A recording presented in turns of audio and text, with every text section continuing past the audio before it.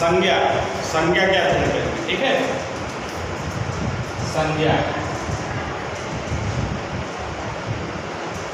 संज्ञा, संज्ञा क्या है?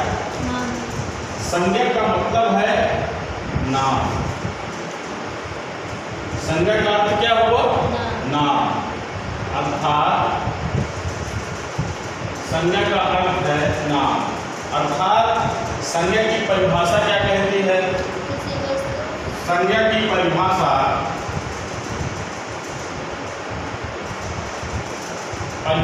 है किसी वस्तु, स्थान, भाव, नाम, जाति आदि को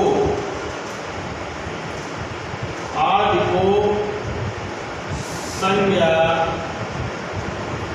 कहते हैं। संज्ञा की परिभाषा क्या है? किसी वस्तु,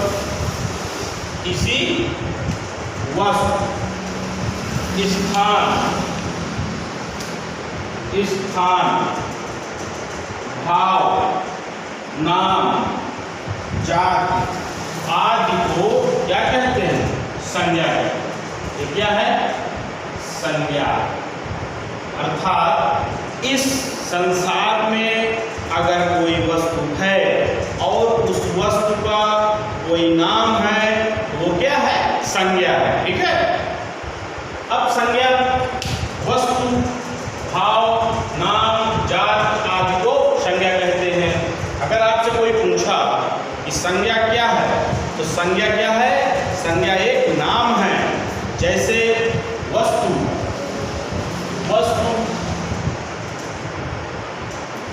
की बात करते हैं। वस्तु क्या है? पेन, कॉपी आदि क्या है? वस्तु है। और पेन क्या हुआ? नाम हुआ। कॉपी क्या हुई? नाम हुआ। ये क्या हो गया? ये संज्ञा हो गया। ओके, नेक्स्ट है संज्ञा के प्रकार। दूसरा, संज्ञा के प्रकार। संज्ञा के प्रकार। दूसरी चीज हम लोग देख रहे हैं, हम लोगों ने क्या जाना? संज्ञा। संज्ञा क्या है? संज्ञा कोई नाम है। किसका नाम? किसी भी वस्तु का नाम हो सकता है, किसी भी व्यक्ति का नाम हो सकता है, किसी भी जाति का नाम संज्ञा हो सकता है। भाव आदि को सभी को क्या कहते हैं? संज्ञा कहते हैं। अर्थात इस संसार में कोई वस्तु है, उस वस्तु का अगर नाम है तो क्या है? संज्ञा है। अब संज्ञा के प्रकार हम लोग देख रहे हैं। संज्ञा के प्रकार, वैसे संज्ञा मुख्यतः 3 प्रकार की होती है, लेकिन हम लोग 5 प्रकार की पढ़ेंगे। सबसे पहले क्या है? व्यक्ति वाचक संज्ञा।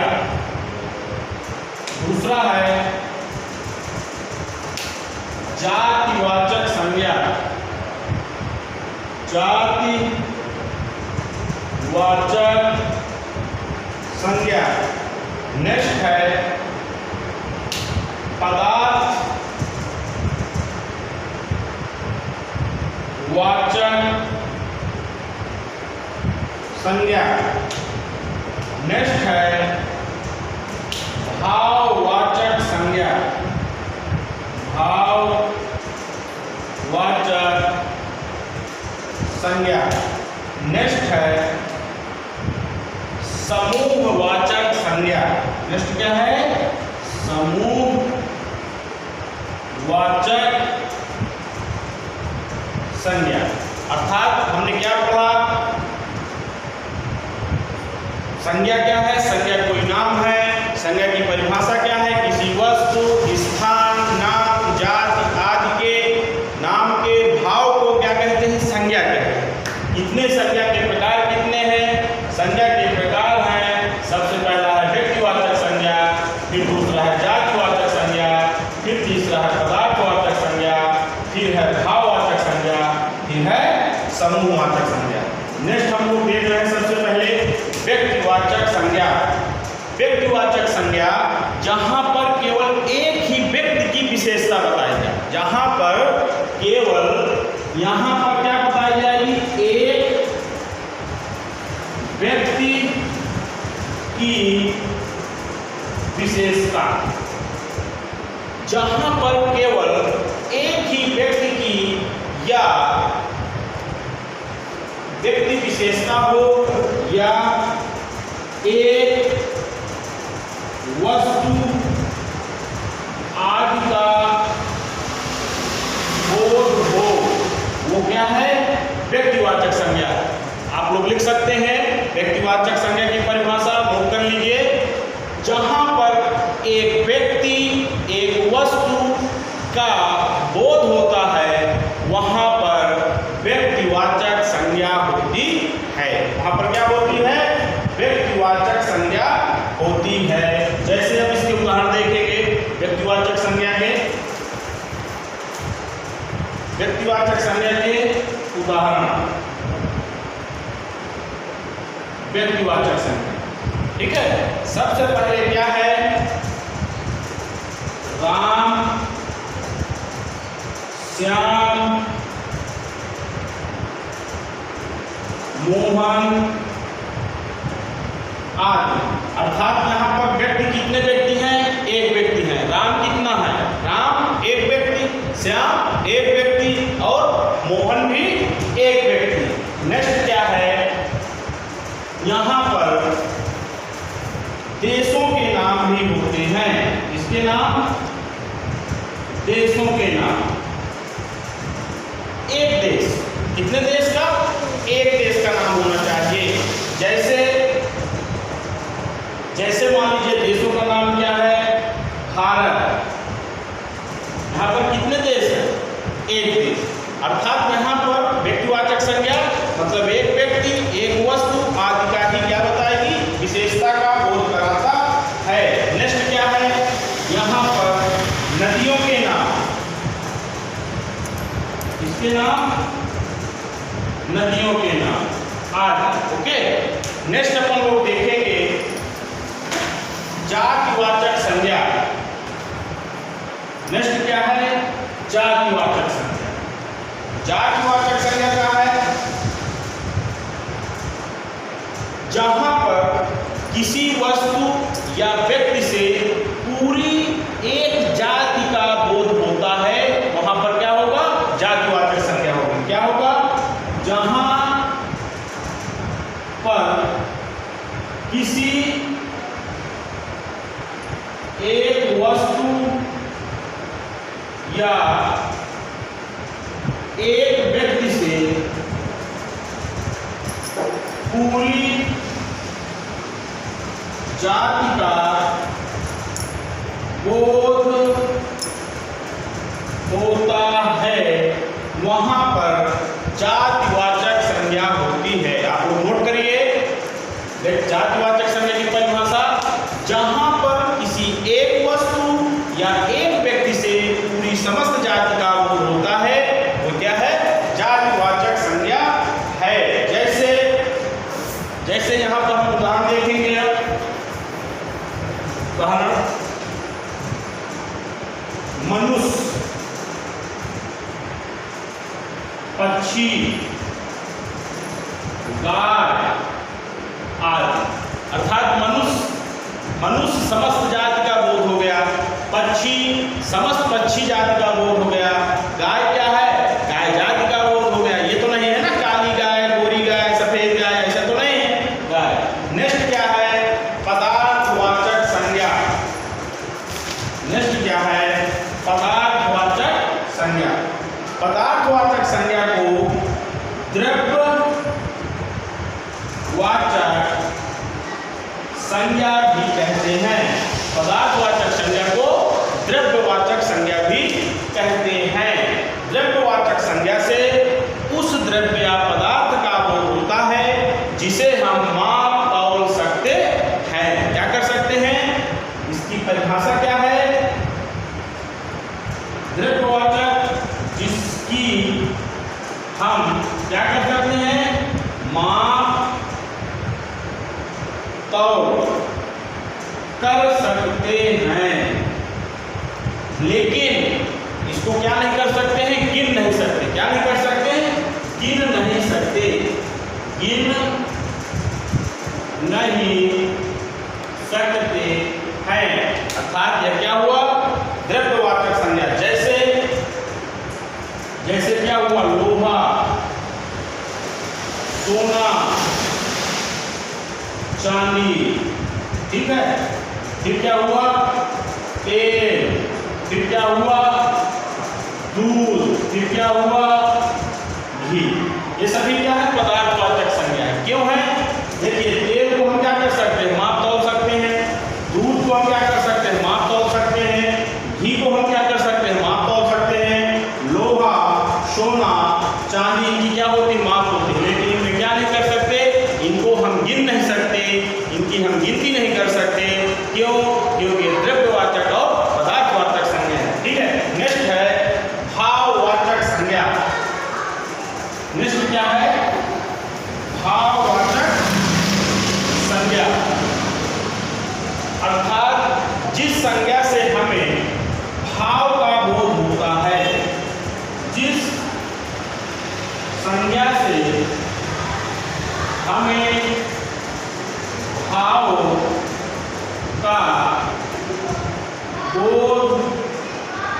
होता है, उसे भाववाचक संज्ञा कहते हैं। जिस संज्ञा से, नोट कर लीजिए, जिस संज्ञा से हमें भाव का बोध होता है उसे भाववाचक संज्ञा कहते हैं। भाववाचक संज्ञा आकार रहित होती है। कैसी होती है? आकार रहित होती है। अर्थात भाववाचक संज्ञा का कोई आकार नहीं होता। जैसे उदाहरण क्या है इसके? उदाहरण नोट कर लीजिए। उदाहरण है दौड़ना, गूंगा, प्यासा, रोना, बचपन आदि। ये क्या है? सभी भाववाचक संज्ञा के उदाहरण हैं। नेक्स्ट हम लोग देखेंगे समूहवाचक संज्ञा। नेक्स्ट क्या देखेंगे? समूहवाचक संज्ञा। समूहवाचक संज्ञा क्या है? समूहवाचक संज्ञा में समूह का बोध होता है। समूहवाचक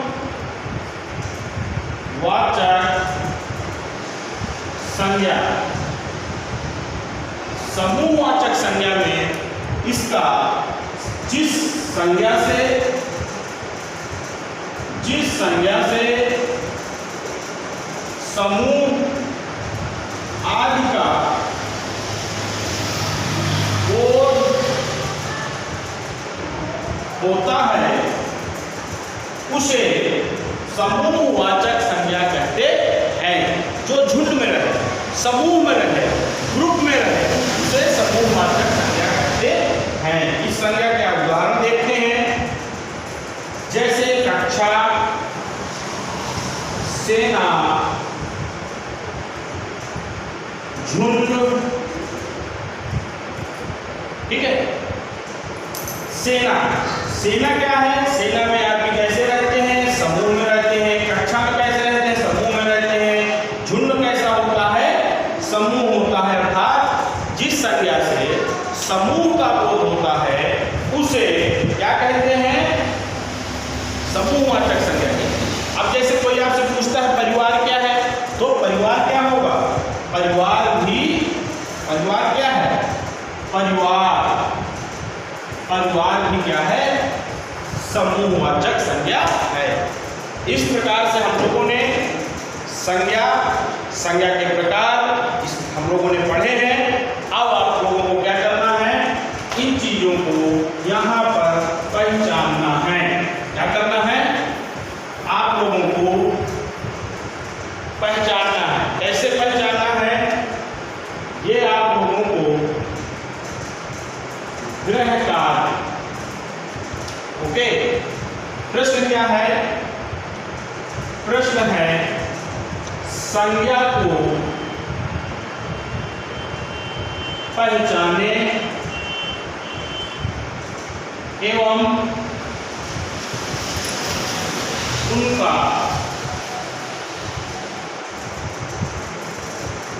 उनका नाम लिखें। उनका क्या करना है? उनका नाम लिखना है। कौन सी किस संज्ञा की है? जैसे उदाहरण देख रहे हैं, जैसे परिवार,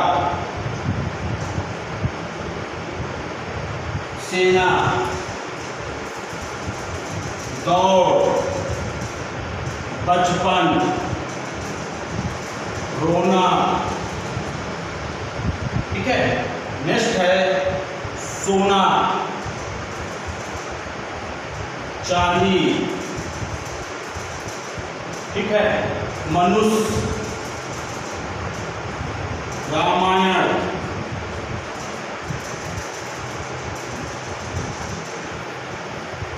ठीक है। इन लोगों को आपको पहचानना है कि यह कौन सी संज्ञा है, जातिवाचक है, भाववाचक है, व्यक्तिवाचक है, समूहवाचक है। इनमें से आप लोगों को कल ये लिख करके लाना है कि कौन सी संज्ञा कैसी है। कैसे लिखेंगे इसको देख लीजिए। एक ग्रहकार में क्या करेंगे, इसका एक ये जो प्रश्न है, ये प्रश्नों में नोट करने के बाद आप एक टेबल बनाएंगे। टेबल में क्या लिखेंगे? ऐसे जाति वाचक संज्ञा। फिर क्या लिखेंगे टेबल में? भाव वाचक संज्ञा। फिर क्या लिखेंगे? द्रव्यवाचक संज्ञा। फिर क्या लिखेंगे? समूहवाचक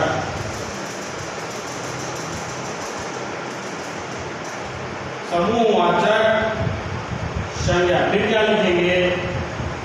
व्यक्तिवाचक संज्ञा। क्लियर हुआ आप लोगों को?